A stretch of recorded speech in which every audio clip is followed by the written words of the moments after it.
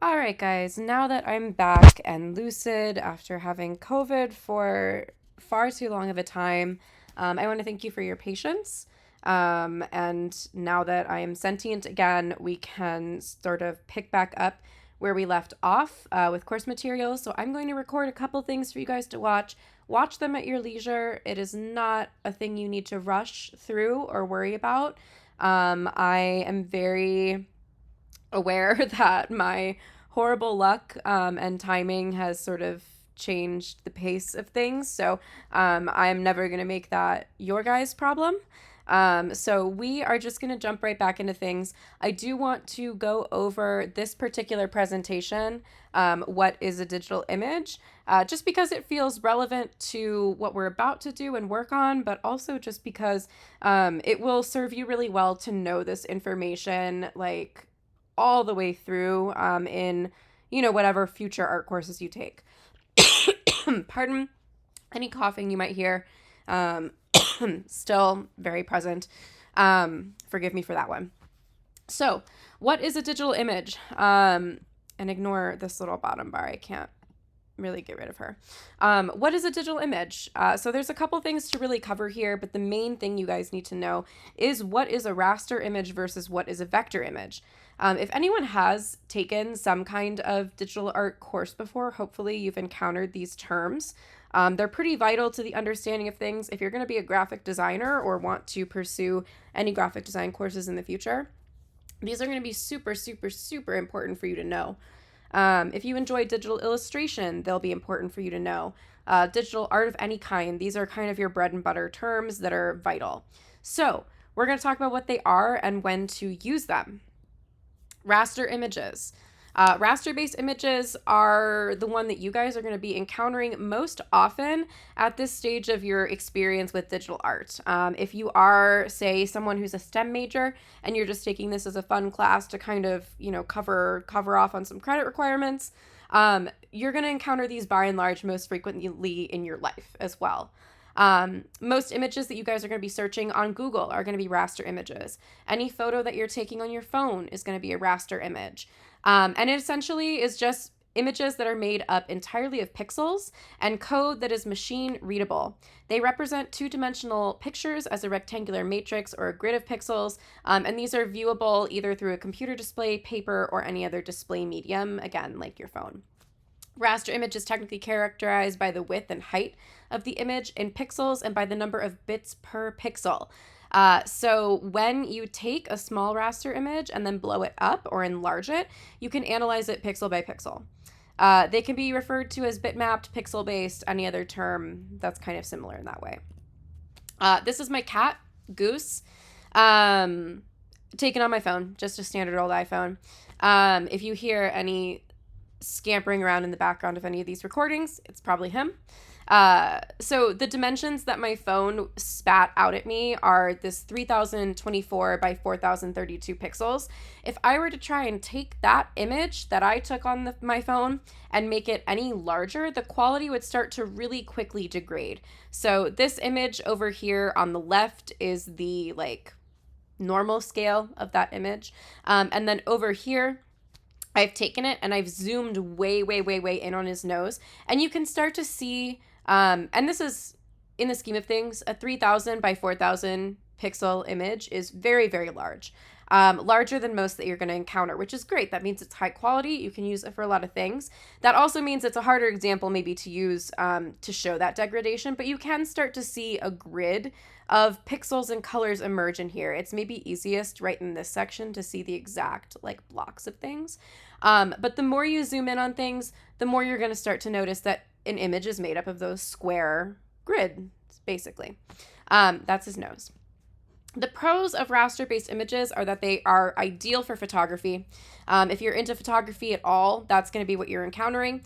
They render continuous tone and color, and they have excellent compressed formats for the web, like JPEGs and PNGs. This means that they can be both extremely high quality, but they can also be low quality and easy to download or view over cruddy Wi-Fi or cruddy cellular data or stuff like that. You don't need to be in the best, service in the world to view a raster-based image. The problem is they're not very scalable, and the file sizes on the flip side of that can be very large and cumbersome. If you are someone who's familiar with like photography, like fine art photography, TIFF formats, which is the highest quality aside from RAW, both of those are going to be extremely, extremely large file sizes and very unmanageable to be downloading kind of on the spot, depending on what your, like, the quality of your internet speed is or the quality of what you're working with. Same thing for applications or for computer processing power. If I had a really old computer that wasn't running on, really great battery, or like my computer processing speed was not working too well, opening a really large raw image file, that would suck. It might crash my program, might fully crash my computer. So those are just things to be aware of with raster-based images. Next up is going to be vector-based images. If you're familiar with graphic design, a lot of things in graphic design are vector-based. Adobe Illustrator kind of comes to mind. Vectors are essentially lines drawn between points. They're created directly from geometric shapes defined on a Cartesian plane, such as points, lines, curves, and polygons. They're used in a ton of different fields, not just graphic design. That's the one that I know, and so that is what I refer to most often. But engineering, architecture, surveying, 3D rendering, etc., typography, which is what I know, it's inappropriate for photography, because, again, it's points, lines, shapes, etc., instead of that continuous range of color. But why would designers or architects or engineers want to be using this? They're infinitely scalable, and there is no quality degradation when that happens.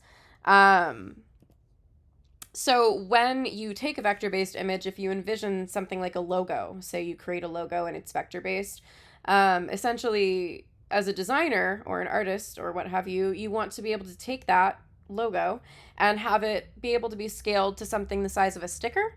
And then also, without having to redo the entire file, it'd be ideal to have it be able to be the size of a billboard. And you can do that with vector-based images. You will not get any degradation of quality in that.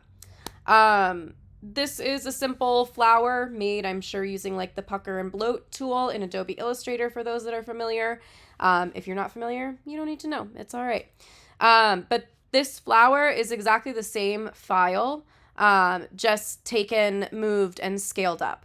And you can notice between the tiniest one here and the largest one over here, you're not getting any crunchy edges, you're not getting any jagged lines, there's no quality degradation. It's the exact same file, and we're not getting any issues. Whereas if this were a raster-based image, you would start to see, again, those edges and pixels become very present, like on my cat's nose that we saw a couple slides ago. Just a clear example here for raster-based images and vector. Vector files are typically this SVG file, raster, GIF, JPEG, PNG, TIFF, RAW, etc. Pros of this guy: for vectors, infinitely scalable. They are very precise. All the fonts that you've seen that exist in the world are eventually digitized using vector-based technology. They work very well for flat illustration and graphic design, thinking those logos again. The file sizes tend to be smaller and much more manageable, and some of the formats are completely web readable. The cons are that some formats need special software to be read. Again, SVG files, can't really open them in every single program.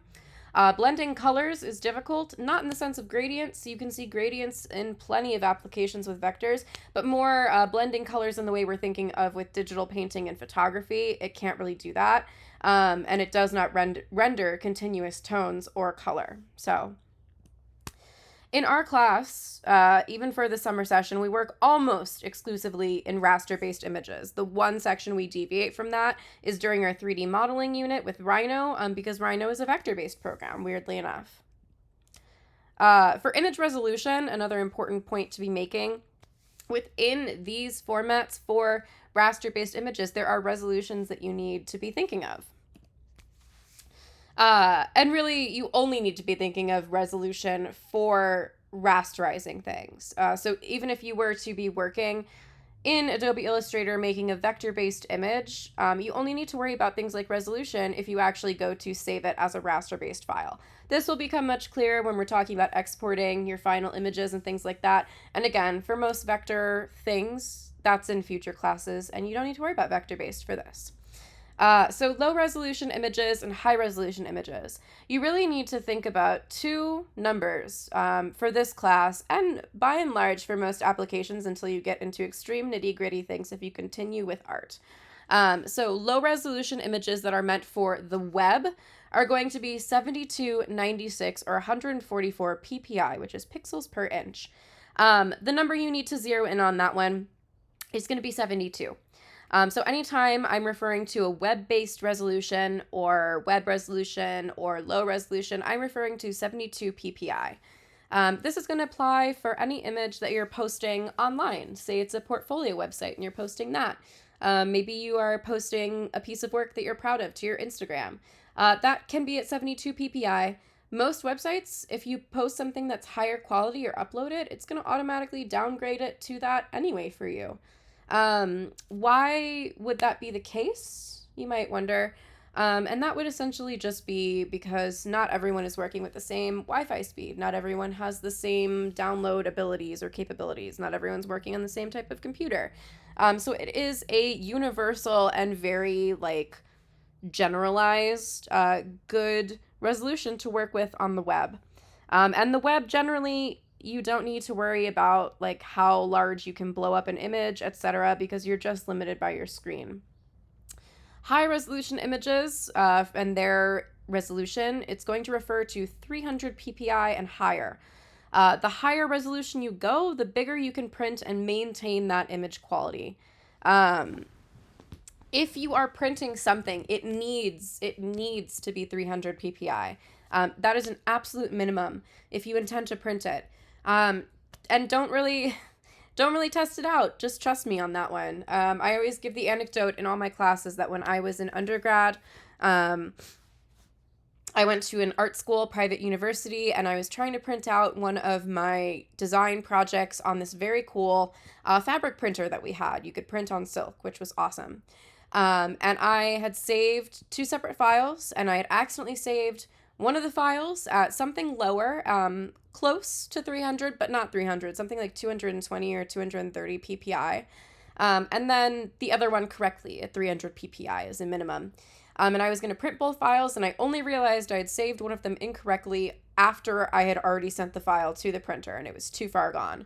But I looked at the number, and I was like, oh, 220, that's not that far off from 300. It shouldn't be that bad. And I got the bolts of fabric back, and the one that was printed at 220 was noticeably lower.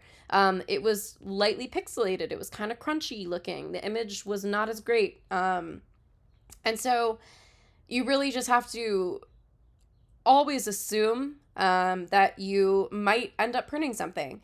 Whenever I'm creating my files, I always set them as a baseline to 300 ppi, even if I don't know if I'm going to print something. It is much easier to take something that is at 300 ppi and downgrade it to 72 whenever you need to maybe save it for the web, than to try to take something that is at 72 innately and up it to 300. That's going to start to degrade your quality, etc. So always better to start higher and save lower than to start lower and try to save higher, if that makes sense to everybody. I'm kind of dogmatic about images and their resolutions just because I also come from a photography background as well. And for a lot of my work in grad school, I would print really, really, really large scale, like 4 feet by 4 feet for my images. And they needed to be much higher than 300 ppi and their dimensions to be much larger to even print and have that look decent. So if you have any questions about image resolution or what would be optimal for certain things, even if it's just like a poster for your apartment or a print for your family, feel free to ask me. I'm more than happy to talk about it with you. But just working with 72 is for web and 300 is for print at a minimum is a good thing to go off of and set you up for success. Inside a raster-based image, there are a ton of different file types that are also raster images. So these include TIFF, JPEG, PNG, just to name a few. In the course of our Photoshop unit, we are working with the humble JPEG. This is the most common, I would say, file type. Everyone probably knows a JPEG. Maybe you don't know the nitty-gritty of what makes up a JPEG, but you know the name type. When working in a digital-only space with images found through a web page such as Google search, the resolution is kind of irrelevant. We are not printing these posters, so you don't need to worry that all of your images that you're sourcing are 300 ppi. What you do need to think of is pixel size. Pixel size is going to equal the dimensions of the width and height of the image in pixels. So I'm going to show you guys how to make sure that you're sourcing a good image for our projects and for any projects going forward in the future. So just the same as it's very difficult to take a 72 ppi image and upscale it to 300 ppi and have it still look good and maintain that quality, it is extremely difficult / impossible to take a 500 by 500 pixel image and up it to 1,000 by 1,000 pixel image and not have it become extremely crunchy, crispy, and kind of bad looking. So those are things that you need to consider. And it's kind of the most common problem that happens early on in this course. You need to be checking your image resolution. And it's one of those things that will factor into your grades for projects when you're considering rubric things like craft. Image quality is going to factor into that unless you're working intentionally with low resolution images and it seems like an artistic choice rather than just a mistake. The other point that I like to make in this presentation is that not all image formats like your TIFF and JPEG and PNG are created equal. It's not necessarily a thing that comes into play in this class, but I do like to talk about it going forward because a lot of you probably will take more art classes going forward. There's kind of a hierarchy of what is better than other things. So in terms of highest quality to lowest quality, always for raster-based images, your highest quality is going to be a RAW file. If anyone's taken a photography course before, hopefully you know about a RAW file. It's basically just the pure image data with no other editing and other things added to it. It is going to be extremely large, very cumbersome for your computer to download and work with, but it is excellent to have so you can print it at exactly whatever scale you want and have the most amount of data to be working with. For most other people, the next highest file type you're going to be looking for is TIFF. TIFF is going to be as a photo or digital image based person. That would be what I would be wanting to print from. So if I were going to try to print a high quality art print or a poster or something to go in a gallery, something I was taking really seriously, I would be wanting to save that file as a TIFF. Next up would be a PDF. If you're talking in terms of design, usually a print-based PDF. If I were to print a book or a zine, I would be wanting to save it as a PDF. And that is also technically a raster-based-ish file. Next up is going to be JPEGs. JPEGs are what we encounter most commonly. JPEGs are great. There's nothing wrong with a JPEG other than the fact that they will degrade the more you save over them. And so that means, and it's not as easy to see if you're just saving things a couple times. I had a friend in my school time where they were a printmaker and they would basically take JPEGs and they would save over them thousands and thousands of times, extremely tedious. And then they would basically take the images at certain landmarks like 1 and 500 saves and 1,000 saves and then run prints of them so you could see the actual degradation of that JPEG over time simply by the act of saving it. So that really won't come into play for you guys. You have to be doing a lot of saving to see it, but it is not a lossless format. And then the lowest quality, something I would never print from, something I would never really use outside of the benefits of it would be a PNG. PNGs are excellent because they can preserve transparency.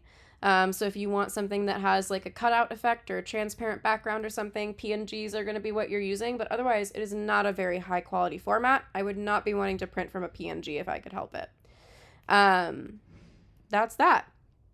So we're going to dive into Photoshop now. This was just a review of that little presentation.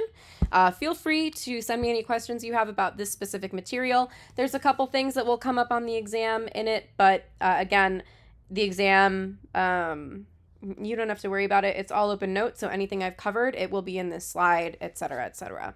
All right, that's that.